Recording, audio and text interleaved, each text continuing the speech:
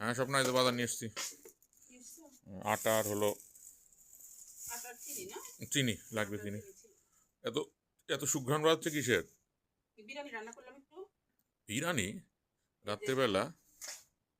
দমে দিছি, হয়ে গেছে। কি কি দিছো?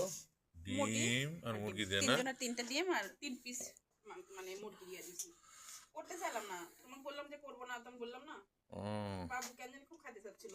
না ঠিক আছে, ডিম দিয়ে গন্ধ বাড়াচ্ছে খুব হয়ে গেছে। সুন্দর বন্ধ করে দিবো। হয়ে গেছে না? হ্যাঁ, এই যে সুন্দর দেখো। দেখি কেমন হলো। শীতের রাতে বিরিয়ানি খেতে ভালো মজা লাগে, লাগে, মজা উল্টাই লাগে। দিব।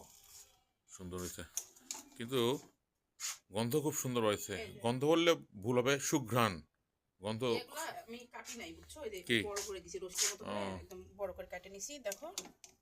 এই যে না সুন্দর ডিম আছে, পুষ্টিকর খাবার, একদম সুস্বাদু হবে, ঘ্রাণে বোঝা যাচ্ছে। আর হ্যাঁ। বাবুর পছন্দের সবসময়, এটা আমি জানি। করতে চাইলাম না, ছেলে মানে বারবার বলাতে ভাবলাম যে না, আচ্ছা করো, খাক। বাচ্চা খাইতে যাচ্ছে, না করে দিলে কেমন লাগে তা নিজের ঠিক, তা মনের ঠিক। মধ্যে।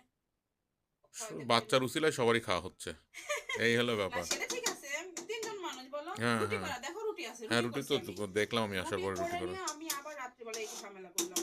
আচ্ছা করো, সমস্যা নাই তাহলে। বন্ধ করে দিব, হয়ে গেছে না? হ্যাঁ। তাহলে একটু পরে আমরা খাওয়া দাওয়া করতে বসি নাকি?